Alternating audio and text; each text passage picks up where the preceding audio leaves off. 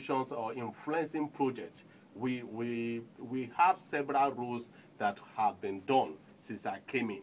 I can tell you authoritatively that we have done over 26 roles in Ekpe constituency too since I came in, either on maintenance basis or on the reconstruction of roads. And in the area of schools, we have been able to build new schools, do new fence for schools, and personally, from my own personal income, I've been able to give out 5 notebooks for each of the students in over 30, in 31 secondary schools within my constituency. I've been able to provide boreholes, about 18 boreholes now in my constituency to the people. I've been able to deliver 16 transformers to different communities within the areas. I've also even employed private teachers as ad hoc teachers for primary school students within pupil within my constituency. I have done a lot of awareness. I ensure that on quarterly basis we have what we call a stakeholders meeting, that is like a lady in your stakeholders meeting, that we meet on regular basis to discuss issues as it affects our people in different sectors and within this constituency. Okay, it's obvious. I mean, your people no doubt will be happy with all of these achievements that you have listed, and you. I mean, you know, I'm sure you want to come back so you can do more for them. You've talked about the chances of your candidate in Ekpe. I mean, you're very sure that your constituency will vote for your Gilbert candidate. But let's look at the state as a whole. Because we see, too, that the PDP, for example, which is your biggest challenger, is putting up a very robust campaign for the governorship of Lagos State. What do you think your chances are in Lagos? Sincerely speaking, Lagosians are wise and intelligent people. They have seen what PDP government have done even at the federal level in the last 16 years. And they have also seen what we here as a party have done in the last 16 years in Lagos. They have seen meaningful development. They have seen things happening. They have seen a government working. So selling our product, selling our candidate is not that difficult for us because Lagosians want the best. And they have seen it, good governance like never before in Lagos State as far as this country is concerned. And so selling our products, and more so when you see somebody who is not consistent. Jimmy Agbaje left ACN then to join DPA, or is it DPA, or I've forgotten, and from there to Labour, from Labour to PDP. It's not consistent. He has shown and he has displayed high level of ignorance even in the issue of governance. And that is one of the reasons that we are saying that, look, we need somebody who is experienced. We need somebody who can consolidate on what Babatunde Raji Fashola have done. We don't need somebody who's going to come back and say, try to destroy everything that we have laid as a foundation. We have seen good governance in Lagos, so we can't jeopardize good governance just for the sake of some mediocrity in that are displaying their ignorance all around. So I don't think we have much problem as far as Lagos State is concerned. People love the best. They want the best for their people. They want the best in their communities, and we are giving them that. And no doubt they are ready to vote for our party. A couple of minutes ago, you talked about your achievements in your constituency. I was reasoning like an Ekpe person, an Ekpe electorate, and I thought you were going to mention things that have to do with the peculiarities of Ekpe. The fact of its being a riverine area.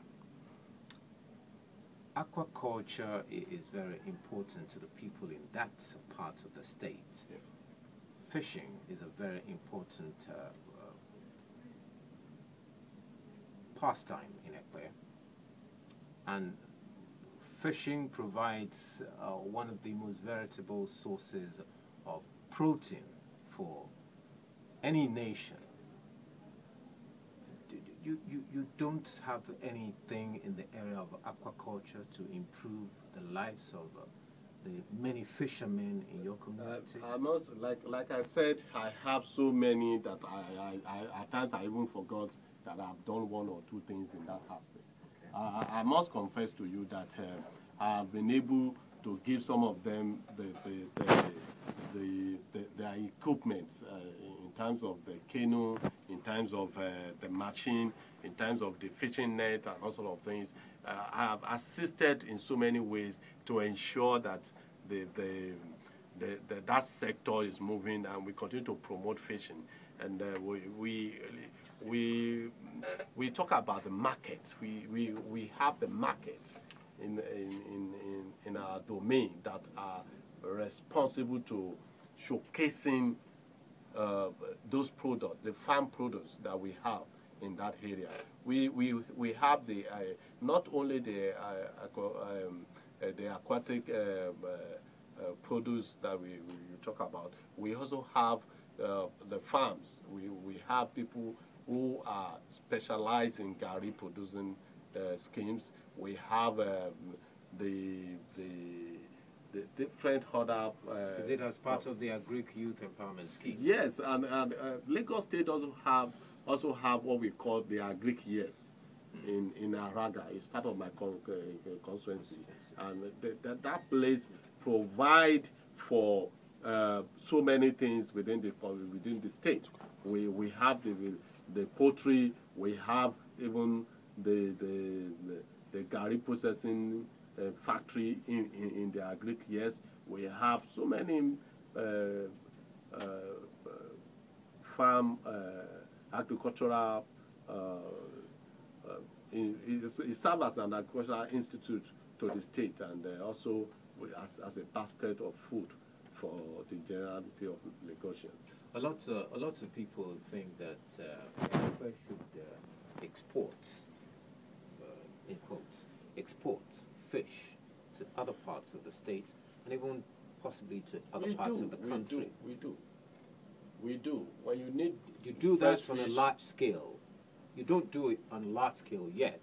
You know, there's a export-free zone. You know. Yeah, we don't do it on a large scale yet, and government is not going to. We can only create an enabling environment for people to come in and invest in such. It's not everything that government have to be involved in, and that's what we're doing.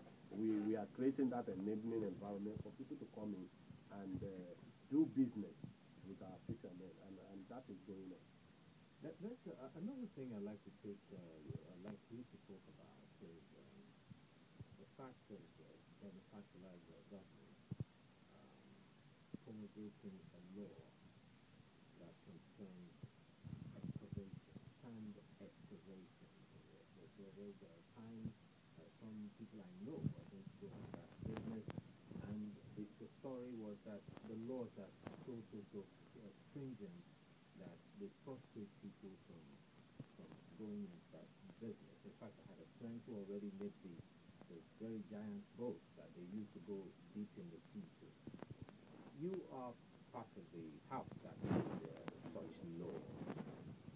You don't think there's need for relaxation of such laws to empower your people?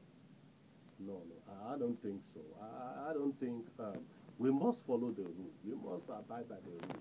We have. But people are complaining they are too stringent. No, the conditions are too. No, they are not.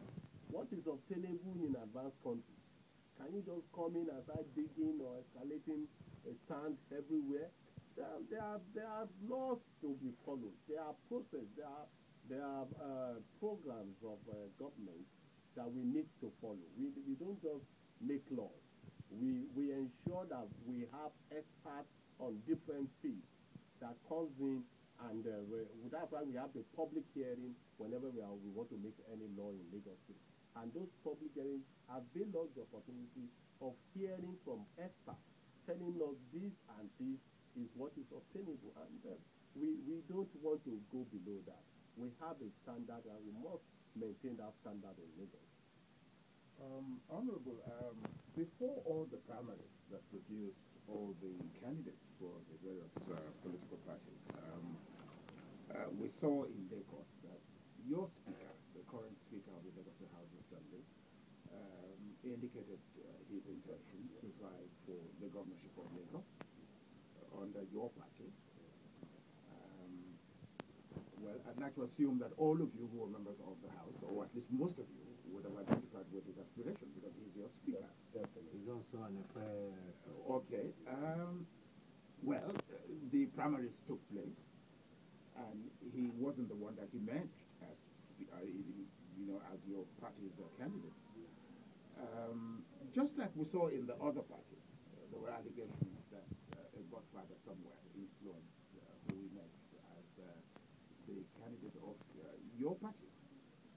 So tell us, because we heard from the PDP, for example, from those who lost there, that they lost because there was a godfather influence. Your speaker has been very experienced in government. I mean, as the number 3 citizen of the state, one would have thought that he would have been a wonderful candidate for your party, because your party's black. So what happened? I mean, you didn't manage to make him emerge as your party's candidate. Well, that's the beauty of democracy. We allow internal democracy to take place in our party, and it's a thing of choice. And when things happen, it's not that it's planned that way. So the delegates of our party decide who is going to be the choice, and probably why he is busy with the job to ensure that Lagos State continue to move forward. Other aspirants have that opportunity of going around knocking at their doors while he was busy with the work in the House. And they might have prepared the man that is now a gubernatorial candidate. And I think that's just what happened. It's about democracy. And you will see that he embraced the result. You will see that he's working with the party. We do not have any reason to have people, any of our candidates or any of our aspirants then going out to say any of such thing that we just mentioned concerning godfatherism. Well, when you talk about godfatherism, it's relative. So when you look at even in advanced country, even in America, you see a Bill Clinton coming to support an Obama. People just felt this is sort of an endorsement. And it's understanding. We are all human. We have the opportunity of feeling one way to one person or the other when you have to make choices. Bill Clinton does not decide for Obama. Is your point what to do? He's just playing the role of an elder statesman. Yes, elder statesman, yes. Not godfather. No, we don't have godfather in our party. What we have headers. We have people who are our mentors, who, when they speak, we understand their body language, we understand their thinking, and we know they meant well for us. And we have seen it over the years that when you talk about Lagos State, for instance, you can be rest assured that we have done it rightly, and we have seen things improving on a daily basis. And when somebody who has been at the helm of affair, I know somebody probably might be thinking about Ashwani Bola Ahmed Tinubu. He's our leader. He's the national leader of our party, and he's somebody that we all consider to be, some of us is our mentor. And when he speaks or when he have a concern about something, we tend to look at it, and we argue a lot with him. We have the opportunity of exchanging ideas with Ashwani Bola Ahmed Tinubu, and that has given us the opportunity to see who the man is. And he always bow to superior argument. It's, at times, most of these things that you think he does, it was after much heated debate on certain issues that it might not even be from his own point of view then. and it becomes the views of everybody, and we accept it as our collective view, and that is what you see. It's not about God for that reason. It's about seeing somebody who have been doing it right, and who we believe in, and who we consider to be our mentor. And in Ashwaju, majority of us in Yoruba race believe in that man. No doubt about that. Okay, let's talk a little bit, let's look a little bit into some ecology. If you're coming in from Ahmadu Bello Way, you see the Atlantic City, the dredging, and the Atlantic City being constructed now. And they say that water finds its level.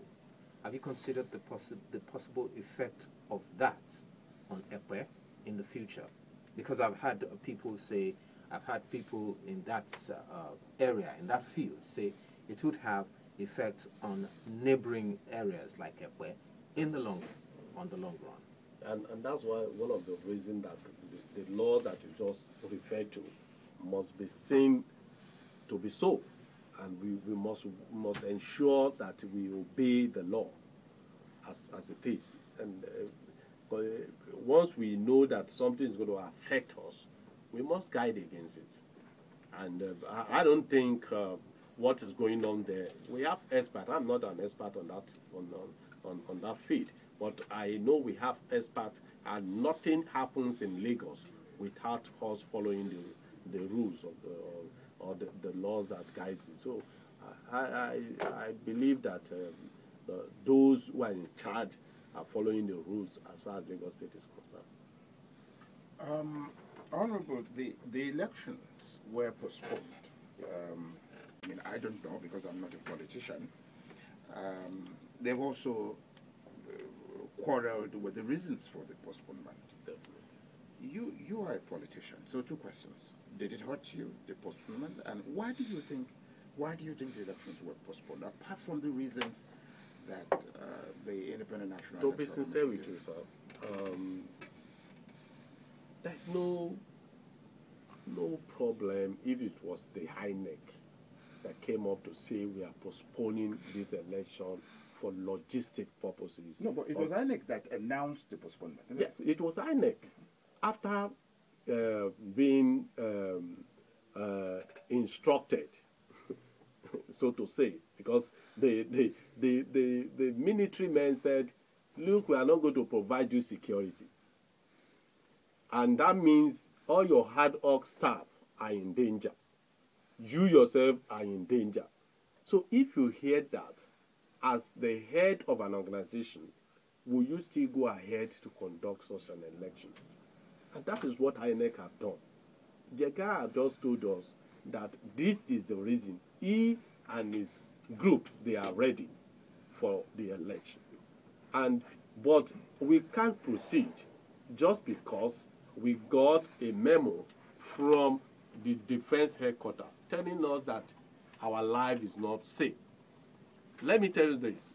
In any sane country, by now, all the service chiefs that are involved in that memo should have resigned. Because you can't say an election that's going to take place within 1 to 2 days that you cannot provide security. In any government, there are two key things: the security of lives and properties and the welfare of the people of the territory that you are governing. So if those two cannot be guaranteed, if those two cannot be assured, then you do not have a government. What we have is an anarchy. And what they have told us with that statement is that we didn't have a government in place. That if you go ahead, well, you're on your own.